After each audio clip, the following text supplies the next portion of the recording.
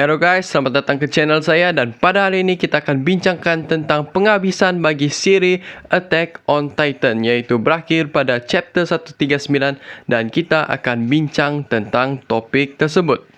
Dan sebelum memulakan, dan konten ini akan mempunyai sangat banyak spoiler, jadi kepada anime reader atas risiko sendirilah jika ingin menonton.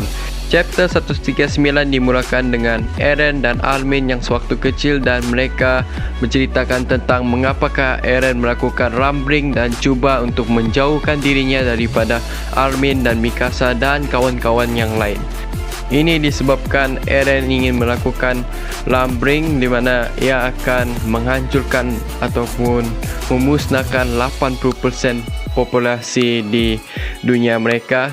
Dan ini akan menyebabkan Armin dan dari Survey Corp akan bekerja sama dengan Marley untuk menumpaskan Eren. Jadi secaranya menunjukkan bahawa Eren pura-pura menjadi orang jahat agar mereka dapat bekerja sama dan menumpaskannya.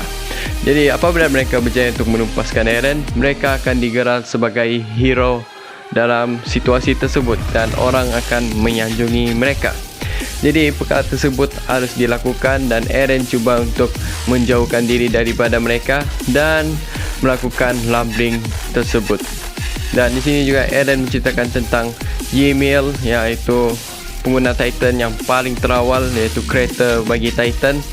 Oh ya, dan untuk pengetahuan anda, Eren dan Armin ialah sekarang berada di Path. Oleh sebab itu mereka boleh pergi ke mana-mana lokasi, dan antara lokasi ini ialah lokasi yang nampak di buku Armin, di mana Armin tunjukkan kepada Eren iaitu apa yang ada di dunia ini.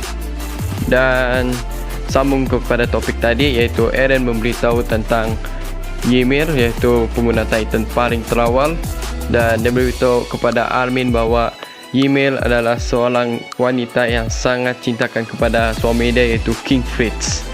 Dia sangat setia dengan suami dia dan dia selalu mengikut kehendak apa yang suami dia inginkan.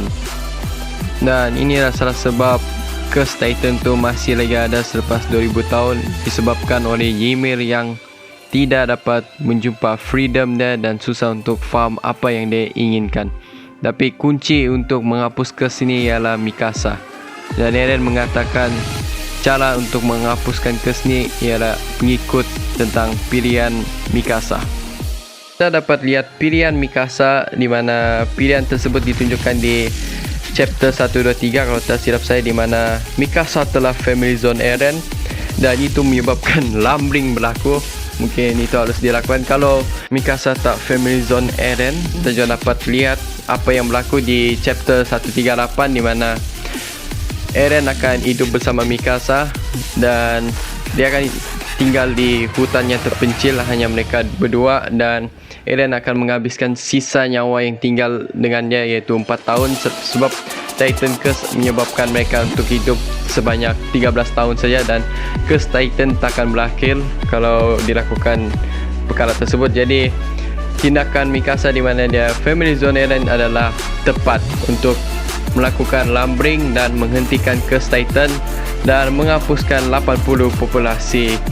Juga memberitahu kepada Armin bahawa dialah penyebab kematian ibunya kerana dia terpaksa menyelamatkan Bertoldo dan mengorbankan ibunya kerana Bertoldo masih diperlukan di masa depan. Kerana inilah kuasa Founding Titan, di mana dia boleh mengubah masa depan dan masa silam untuk menjalankan misi yang halus dia lakukan. Dan kita pergi Eren dan Armin yang membesar dan lokasi di laut, dan Armin tanya kepada Eren tentang Mikasa, adakah Mikasa dapat move on dan cuba mencari lelaki lain, dan Eren menjawab I don't know.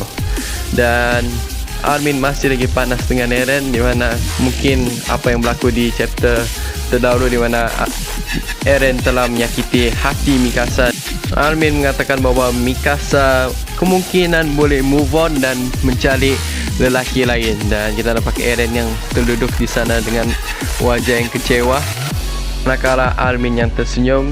Dan kita tiba di waktu yang sangat tidak dijangka, di mana Eren tidak mau untuk Mikasa berjumpa dengan lelaki lain dan berkahwin dengan lelaki lain. Dia ingin Mikasa untuk mencintai dirinya untuk selama-lamanya, dan dia sangat berharap untuk Mikasa tidak lupakan dia at least 10 tahun. Ada spesifik tahun lagi. Ini sangat tidak dijangkakan apa yang diberlaku oleh watak Eren. Dan di sini pula kita nampak Armin yang terkejut dan rasa sedih dengan Eren yang begitu sedih untuk Mikasa berjumpa dengan lelaki lain. Dan Armin bertanya dengan Eren untuk ada cara lain untuk dia hidup kembali di dunia, tetapi Eren cakap dia ada cara lagi untuk dia hidup dan inilah pengakhirannya.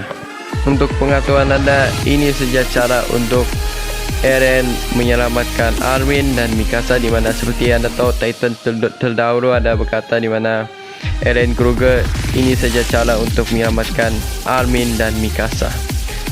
Dan kita dapat flashback di mana bapa Eren yaitu Grisha berkata dengan Eren yang baru dilahirkan, "You are free."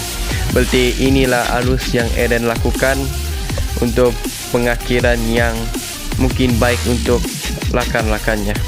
Dan waktu Eren divat bersama Armin telah tamat dan dia memberitahu Armin bahwa dialah harapan untuk dunia tersebut. Eren mengucapkan selamat tinggal kepada Armin dan mengatakan pada Armin bahwa Armin yang akan menyelamatkan humanity. Dan kita ternampak burung yang limpas, di mana saya rasa burung ni ialah pembawa memori ataupun dia ialah Eren. Kerana kalau anda perhatikan betul-betul, setiap burung itu limpas, mereka akan dapat memori mereka, di mana ini memori Mikasa di chapter 138, di mana apa gambaran jika Mikasa memilih pilihan yang lain dan Mikasa mendapat memori seperti begini. Dan dia juga terdapat di Farco, di mana Farco terdapat burung limpas semasa peperangan berlaku dan dia kelihatan confused selepas kejadian itu. Kemungkinan ini juga ada memori untuk Farco. Dan untuk bonus info tentang ni, iaitu burung tersebut bernama Parasitic Jaeger, di mana dia lebih kurang seperti Eren Jaeger, dan burung ini kelihatan seperti lebih kurang saja dengan burung-burung yang terdapat di manga tersebut. Dan saya rasa kemungkinan burung itu ialah Eren. Dan kita sambung kepada selepas peperangan tersebut, iaitu Lumbring itu berjaya dihentikan dan Colossal Titan Eren juga dihentikan. Dan kita ternampak Mikasa yang membawa kepala Eren dan Armin yang bersedih, dan Mikasa juga bertanya kepada Armin bahwa dia dapat memori yang Eren telah memberi kepada mereka. Dan semua yang bertukar jadi Titan juga bertukar jadi manusia, dan mereka semua sedar bahwa apa yang Eren lakukan itu adalah baik untuk mereka. Ini berarti masing-masing mereka telah bertemu dengan Eren. Ini adalah salah satu apa yang Eren inginkan, di mana kalau ada nampak dulu di anime pun pernah main, di mana Eren ingin kawan-kawannya untuk hidup lebih lama dan jumpa freedom mereka sendiri. Dan kita dapat Levi di sini yang ternampak dengan ahli-ahli survey scope yang lain, yaitu antaranya Hanji dan Erwin dan Levi Squad. Dan kita ternampak detik yang sangat cool di sini, yaitu Levi dengan Shinzo Sasageyo. Ini kali pertama kita dapat lihat Captain Levi menangis. Kita juga nampak di mana Jin dan Connie jumpa Sasha, dan kita nampak Gabi yang suplex kepada Farco, dan Rainer yang berjumpa dengan ibunya si Karina. Seterusnya kita nampak yaitu trio AOT, yaitu selalu yang kita nampak Eren, Mikasa dan Armin. Dan Mikasa memberitahu kepada Armin bahwa dia akan menguburkan Eren di tempat Eren selalu berehat. Seterusnya kita nampak pertembungan antara Eldia dan Mali. Mali masih lagi tidak puas hati dengan Eldia dan mereka masih lagi akan bergaduh. Tapi Armin cuba untuk menyelesaikan masalah tersebut, dan dia memberitahu bahwa Eldia tidak lagi ada power kuasa Titan tersebut. Dan dia memberitahu kepada mereka bahwa dia ialah Armin dari Paradise dan dia telah berjaya mengalahkan Eren.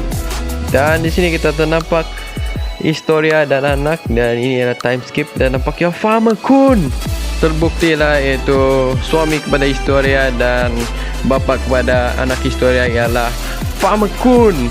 Jadi kalau mengikut jejak Farmer Kun ialah jadilah seperti Farmer Kun, di mana sewaktu kecil buang batu kepada crush anda dan crush anda akan bercinta dengan anda. Jadi ikutlah jejak Farmer Kun. Dan kita juga nampak apa yang berlaku di Paradise. Rasa ini di Paradise di mana mereka ada askar terbaru, bukan lagi Survey Corp, dan mereka digelar sebagai Jaegeris. Dan kita ternampak banyak karakter-karakter yang lama, di mana kita ada ni dulu pernah nampak di season 2 dan silap saya. Dan kita juga nampak Hitch, dan kalau silap saya kita juga nampak Liko di sini, dan Nicolo dan keluarga-keluarga Sasha.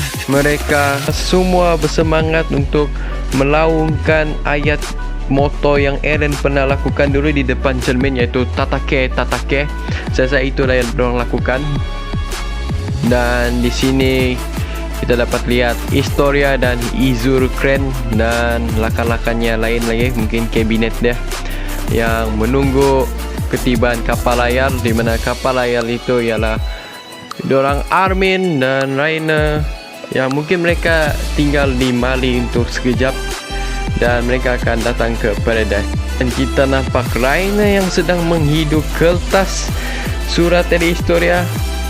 Real betul real Rainer. Dan saya setuju dengan kata-kata Jin, di mana tentang Rainer tidak patut untuk menghidup kertas seperti begitu.